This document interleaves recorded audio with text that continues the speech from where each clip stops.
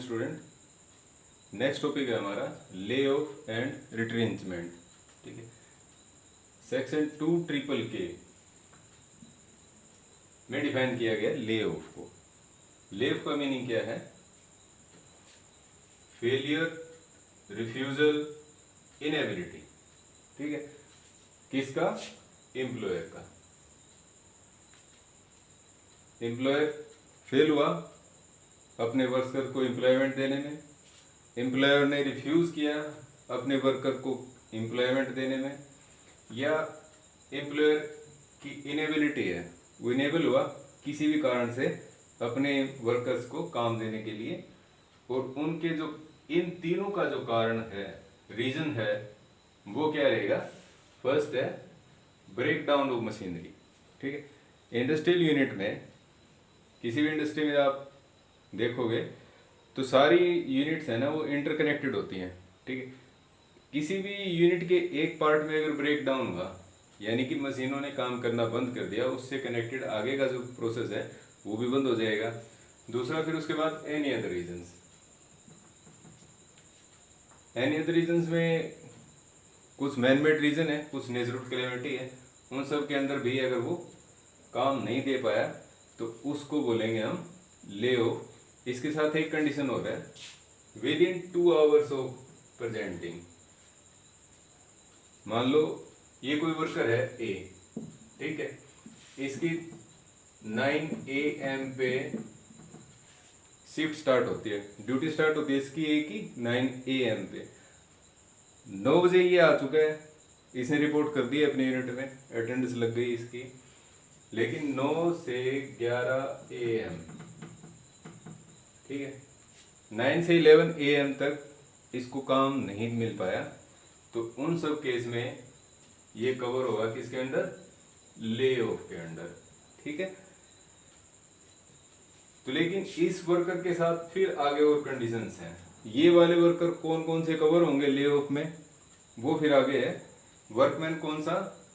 वो वर्कमैन जिनका name muster roll है, यूनिट का मस्टर रोल पे उनका नाम है, यानी कि वो रेगुलर वर्कर हैं, कैजुअल वर्कर नहीं है, बदली वर्कर नहीं है, डेली वेज अर्नर नहीं है, उनका नाम मस्टर रोल पे है, वो एक रेगुलर एम्प्लॉइज हैं उस यूनिट के। दूसरा, 1 ईयर ऑफ सर्विस, उनको जॉब ज्वाइन किए हुए 1 साल हो गया, 1 साल कंप्लीट हो चुका है उस यूनिट में काम करते हुए, उस इंडस्ट्री में काम करते हुए, तो वो कवर होंगे। और तीसरा है, थर्ड कंडीशन जो है, हु हैज नॉट बीन रिट्रेंच्ड। ठीक है, रिट्रेंच्ड का मतलब है कि टर्मिनेशन ऑफ सर्विस।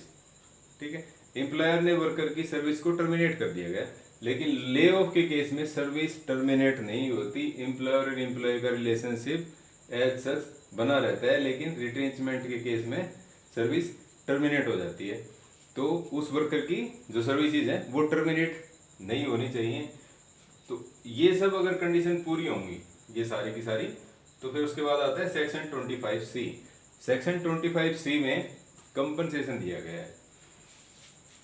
ए ने रिपोर्ट किया 9 AM, 11 AM तक उसको काम नहीं मिला, या फिर और कोई शिफ्ट थी उसमें उसको काम नहीं मिला, पूरे दिन में इसको कोई काम नहीं मिला, उन सब केस में 50%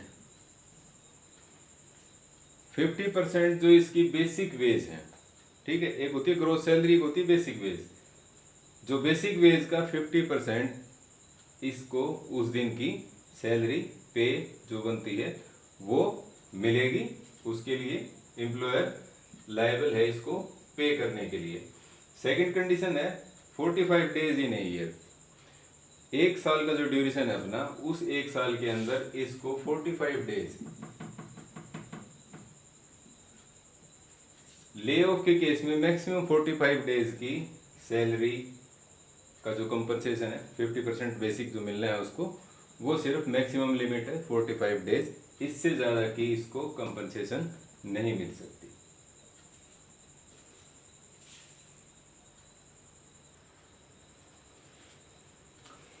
नेक्स्ट है इसमें रिट्रेंचमेंट। रिट्रेंचमेंट का मीनिंग है termination of services. Lay off में था कि एम्प्लॉयर की इनेबिलिटी थी, एम्प्लॉयमेंट नहीं दे पा रहा था, लेकिन रिट्रीटमेंट क्या है, total complete termination of services. इसको सेक्शन 200 में डिफाइन किया गया है। ठीक है, सेक्शन 200 के अकॉर्डिंग क्या है, termination of service by employer for any reasons. Reasons कोई भी हो सकता है। ठीक है, इसकी कुछ एक्सेप्शन है, अदर देन इन 3 रीजन के अलावा कोई भी रीजन हो सकता है। पनिशमेंट, ठीक है, वर्कर ने कोई गलती की है, उसके अगेंस्ट डिसिप्लिनरी एक्शन हुआ है इंडस्ट्रियल डिस्प्यूट एक्ट के अंडर, या जो टर्म ऑफ एम्प्लॉयमेंट है, एग्रीमेंट है एम्प्लॉयर और एम्प्लॉइज के बीच में, उसके अकॉर्डिंग कोई डिसिप्लिनरी एक्शन हुआ है, तो वो टर्मिनेशन की डेफिनेशन में कवर नहीं होता। उसके बाद आता है वॉलेंट्री रिटायरमेंट, VRS जिसको बोलते हैं हम, वॉलेंट्री रिटायरमेंट स्कीम भी आती है कई बार इंडस्ट्री में। एक एम्प्लॉयर बोल देता है कि इस पर्टिकुलर एज के बाद ये जो लोग अगर रिटायरमेंट लेना चाहें वो ले सकते हैं। गवर्नमेंट सेक्टर, प्राइवेट सेक्टर सभी में ये सब होता है। तो जहाँ पे भी वॉलेंट्री रिटायरमेंट भी ली है वर्कमैन में, तो वो रिट्रेंचमेंट में कवर नहीं होगा। फिर आता है एज ऑफ सुपरएनुएशन। हर जॉब की, हर एम्प्लॉयमेंट की एक रिटायरमेंट की एज होती है। अगर वो एज भी पूरी हो गई है तो रिट्रेंचमेंट की उसकी डेफिनेशन में कवर नहीं होगा। इनको छोड़ के अगर किसी और रीजन से भी किसी को हटाया गया है इंडस्ट्री से, उसको बोलेंगे हम लोग रिट्रेंचमेंट। इसका प्रोसीजर फिर इसमें दिया गया है सेक्शन 25G में। ठीक है, सेक्शन 25G कहता है कि फर्स्ट रूल है इसमें, फर्स्ट कम लास्ट गो।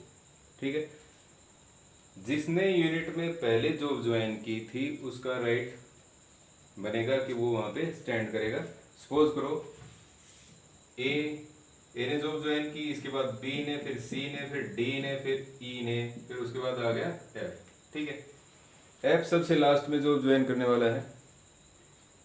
एम्प्लॉयर के पास काम नहीं है, या इसकी इकोनॉमिक कंडीशन ऐसी है नहीं कि इन सबको एक साथ एम्प्लॉयमेंट में वो रख सके, या फिर जो प्रोडक्ट ये बनाते हैं मार्केट में उसकी डिमांड नहीं है कि ये सब बनाते रहे और उसको मार्केट में वो सप्लाई करते रहते हैं। उन सब केस में क्या है कि सपोज करो उसको मैक्सिमम 5% की जरूरत है। यहाँ पे कितने हैं, 1 2 3 4 5 और ये 6 हैं। एफ नंबर है 6 का। तो यहाँ पे जो सबसे लास्ट में कौन सा आया था, एफ की ज्वाइनिंग सबसे लास्ट है, तो रिट्रेंचमेंट जब होगी तो सबसे पहले फिर होगी एफ की, ये पीछे से स्टार्ट होती है। ठीक है, एफ के बाद नंबर आएगा ई का, ई के बाद आएगा डी का। ठीक है, तो जो एम्प्लॉयमेंट टर्मिनेशन होगी ये पीछे से होगी और ए का सबसे लास्ट में नंबर आएगा। हाँ, तो ये रिट्रेंचमेंट प्रोसेस पीछे से स्टार्ट होगा। तो जो फर्स्ट कम लास्ट गो प्रिंसिपल है वो हमें स्ट्रिक्टली फॉलो करना पड़ेगा। दूसरी कंडीशन है सिटीजन्स ऑफ इंडिया। जो ये लोग हैं वो सिटीजन ऑफ इंडिया हैं। ये राइट तभी मिलेगा अगर ये फॉरेनर्स हैं। मान लो यहाँ पे बी फॉरेनर है, ठीक है, लास्ट ज्वाइनिंग एफ की है, लेकिन फिर भी पहले बी को टर्मिनेट कर सकते हैं क्योंकि बी को 25G के अंडर प्रोटेक्शन नहीं मिली हुई है। तो उस वजह से पहले इसकी टर्मिनेशन हो सकती है, एफ की लास्ट में होगी, इसके बाद में कभी नंबर आएगा तब होगी वो। फिर उसके बाद इंडस्ट्री, जिस यूनिट की हम लोग बात कर रहे हैं वो इंडस्ट्री की डेफिनेशन के अंडर कवर होनी चाहिए। वो इंडस्ट्रियल एस्टेब्लिशमेंट में ही हो सकता है, वो सब है। उसके बाद आता है कंपनसेशन। कितना कंपनसेशन मिलेगा, कंपनसेशन मिलेगा 15 डेज, ठीक है, पर ईयर। सपोज करो यहाँ पे हमने एफ को रिट्रेंचमेंट किया था, ठीक है, एफ की सर्विस यहाँ पे हो गई थी 10 साल की, 10 ईयर सर्विसेज उसने एम्प्लॉयर को दी है। उन सब केस में 15 डेज पर ईयर के हिसाब से कितनी हो जाएंगी, 150 डेज। जो 150 डेज की जो सैलरी है वो एज ए कंपनसेशन इसको एम्प्लॉयर एफ को पे करेगा, ये इसका कंपनसेशन रहेगा। ये सब इसलिए पे किया गया कि ये जो 10 साल इन्होंने सर्विस की, एम्प्लॉयर को अपनी एम्प्लॉयमेंट दी है, उनका काम किया है, तो जितने साल नौकरी की उसके हिसाब से, अगर ये 5 साल की नौकरी होती तो 5 के हिसाब से मिलना था, 10 की है तो 10 के हिसाब से, 20 है तो 20 के हिसाब से। उसी तरह ये कैलकुलेशन है, ये प्रिंसिपल बनाया गया कि 1 साल के 15 डेज की इक्वलेंट उसकी पे मिलेगी उसको। तो ये सब इसलिए दी गया कंपनसेशन, ताकि जब तक अगला एम्प्लॉयमेंट उसको मिले, सर्वाइव तो उसको करना पड़ेगा ना, तो उसके जो बेसिक नीड्स हैं, बेसिक रिक्वायरमेंट हैं, वो इसमें पूरी होती रहे जब तक अगला एम्प्लॉयमेंट उसको ना मिल जाए।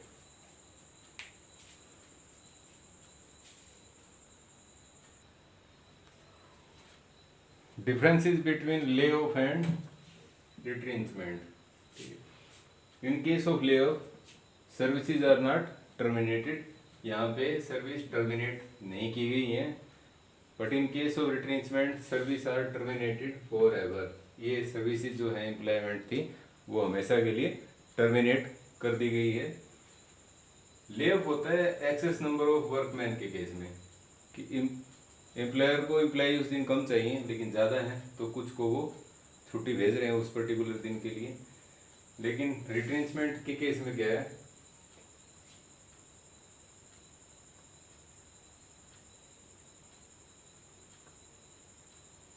Inability due to specified reasons है, कुछ रीजंस हैं दिए जाएंगे जब उसको नोटिस ऑफ रिट्रेंचमेंट देगा, उनके अंडर उनका रिट्रेंचमेंट हो रहा है कि सर्विस उसकी टर्मिनेट क्यों हो रही है, उसका रीजन रहेगा। ले ऑफ हो सकता है any number of person, no specific principle. यहाँ पे कोई स्पेसिफिक प्रिंसिपल नहीं है कि किस ग्राउंड पे किस तरह ले ऑफ हो सकता है। रिट्रेंचमेंट के केस में प्रिंसिपल है फर्स्ट कम लास्ट गो, जो पहले आया था वो बाद में जाएगा, तो ये प्रिंसिपल रिट्रेंचमेंट के केस में एप्लीकेबल है। ले ऑफ के केस में एम्प्लॉयर एम्प्लॉयर जो रिलेशनशिप है वो रहेगी, क्योंकि जॉब टर्मिनेट नहीं हुई है इसलिए रिलेशनशिप है।